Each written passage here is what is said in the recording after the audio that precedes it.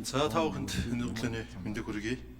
За өнгөрсөн намрын чуулганы сурлагаанаар Зүм улсын гишүүд өөрсдийн одоо сонгогдсон тойргийн бүх сум багуудад очиж энэ их хурлаас авч хэрэгжүүлж байгаа нь хуульчлах тул засгийн газраас авч хэрэгжүүлж байгаа арга хэмжээний талаараас нэлээд танилцуулга хийж нэлээд уулзалтуудыг 30 гаруй хоногийн хугацаанд зохион байгууллаа. Тэгээ эндээс нэг олон зүйлүүд харагдаж байна. Намар бид нэр хамтарсан засгийн газар, за түүний хамтарсан засгийн газрын мөрийн хөтөлбөр, за дагалдуулаад 14 мега төслийн асуудлыг ингээ батлаад ирлээ гэдэг 8-9 сар сумдуудад очиод иргэдтэй уулзаа танилцуулахад бол тэр хүмүүст тул нэг тийм их итгэлтэй байгаагүй. Яг тэгвэл энэ ч одоо бараг 30 эдтэй цэл залуу байсан хүнийг 60 хүрчээд байхад дахиад энийг хийнэ гэдээ ярихаар дахиад нөгөө нэг ярьдгаа ярьж ийн гэсэн. Ийм л одоо дүр зурагтай уулзалтууд намар болж исэн байна.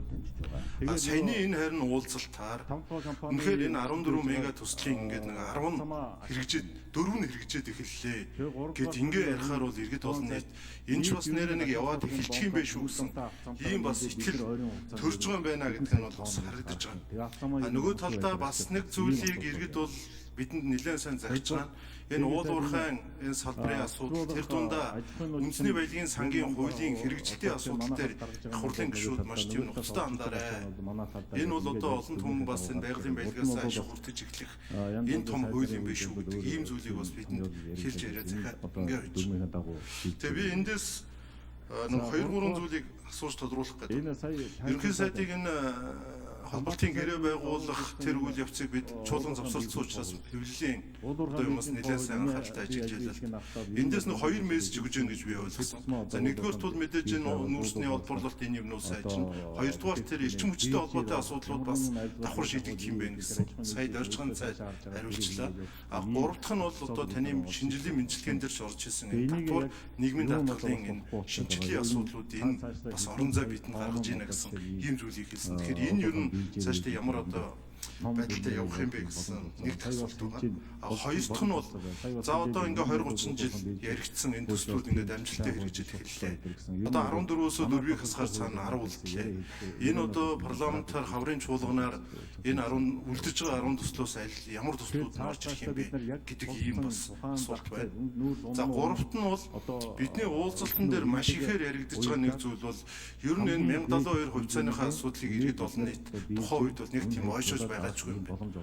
Магадгүй тэр нөгөө цэнхэр ягаан дасалбар шиг нэг тийм хүртээмжтэй биш гэсэн иймэрхүү одоо хандлагатай байсан бол энэ нүүрсний хулгай зогсоосноос ард дээр одоо энэ жил болгон олгож байгаа олохдоо жил болгон нэмэгдэж байгаа ногд лашгийн асуудлууд бол иргэдэд маш том одоо мессеж өгсөн байна. Үнэхээр бол энэ бол миний өмчөө одоо ер нь цаашаа хянана гэсэн ийм л одоо зүйлийг ярьж.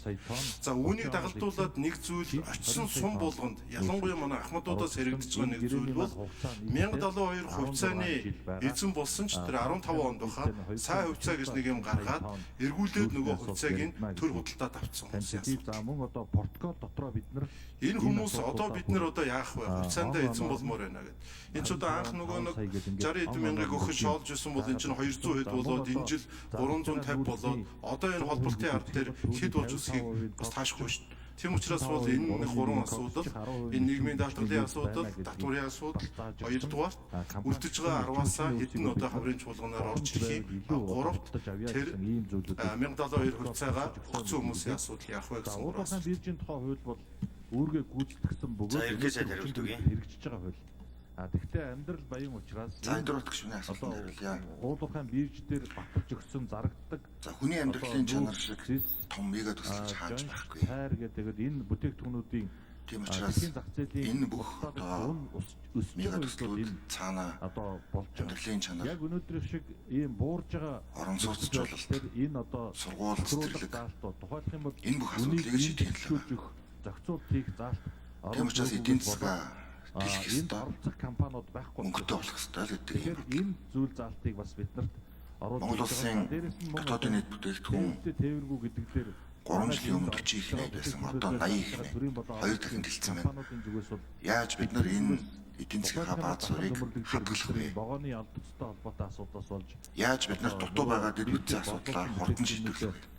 Хүргэж их асуудал. Бидэрт нэг 150 орчим мянган айлын орон сууц хэрэгтэй. Тээвэргүй холбоотой асуудал дээр зохицуулах ийм аймагуудтай хоорондоо холбогдсон, бомбтойгоо холбогдсон нийслэл Улаанбаатар хотыг бүтэн оруулж ирсэн.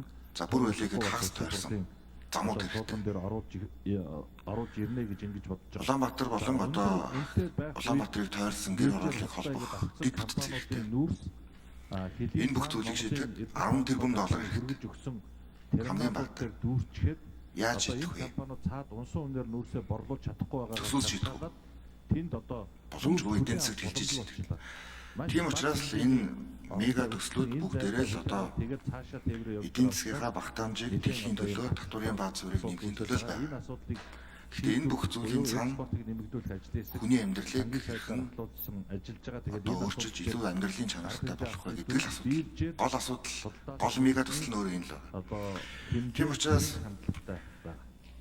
өнөөдрийн бидний энэ баталж байгаа төслүүд илүү урт хугацаанд тух дуртай За энэ ийм одоо боломжит худалдааг бид ажил их засгийн газар хооронд хийж байгаа тохиолдол учраас бид гэж хэлсэн.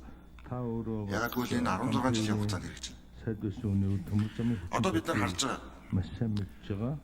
Энэ төмөр замаар ямарчсан одоо Бид нар намрын чуулган дээр 20-оос нүүрсний үн $170 байсан. 25 сая тонн нүүрс ашиглана. Мөнхөд ийм байх юм шиг л бид энэ асуудал дээр их олон үндэс хандж байна. төмөр зам орж ирж Одоо нүүрсний үн $70 болсон. тийм учраас нарийн цэргийн төмөр замаар бид Хаврын чуулганаар. Нэг чуулганы дунд 20 сая тонн нүүрс дэлхийд дээр олон үйл явдал болсон. бол ойролцоогоор 4 сарын 2-оос эхлээд Америкийн нэгдсэн улс 25% татварыг бүх улсын машин дээр тавих гэж үзэж байгаа. За, тээврийн хувьд бол одоо цэглэн машины 62%-ыг манай урд төрш одоо тийм ээ үйлдвэрлэдэг. бас мөн яваагүй. Үүнээс болоод шок өгч. Ингээд бид одоо Гэхдээ мэдээж энэ $70 үн бас босч гисэн. Тэгэхээр бид нар өслөө гэж спортын бомб нэг актер баярлаж зангаа буруулахгүй, ойрын хугацаанд ер нь бол буурлаа гэд нэг актер бачимдаж барьц алдахгүй. Энэ бол дэлхийн зах зээл дээр байдаг бүтээгдэхүүн. Энэ манай Монгол улсын эдийн засгийн 90% бүрдүүлж байна гэдгийг л ойлгох хэрэгтэй. чадах хүчин чадлаа бид нар таарж Тийм учраас энэ өнөөдрийн гэрээ тогтвортой байх байдлаар экспорт нь гарах юм. тохиргоотой за тэгээ засгийн газар хоорондоо их хурлаар батлуулж байгаа гэдэг нь туйлын чухал зүйл юм аа. Туйлын чухал зүйл.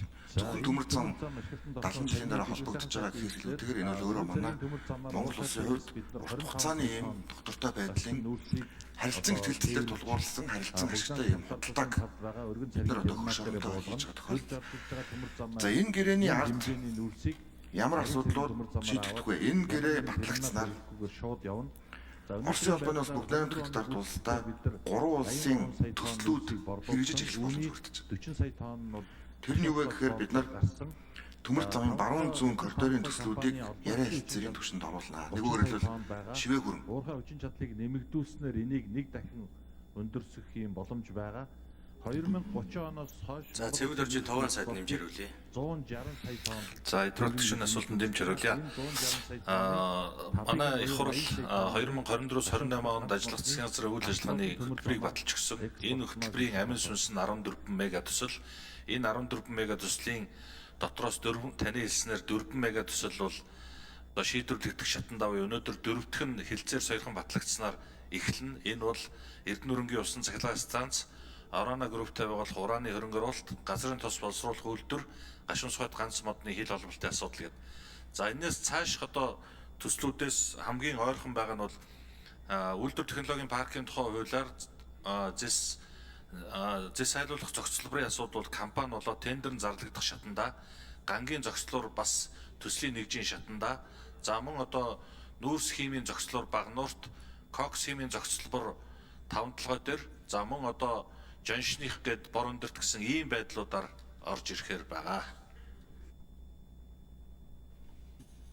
За зарах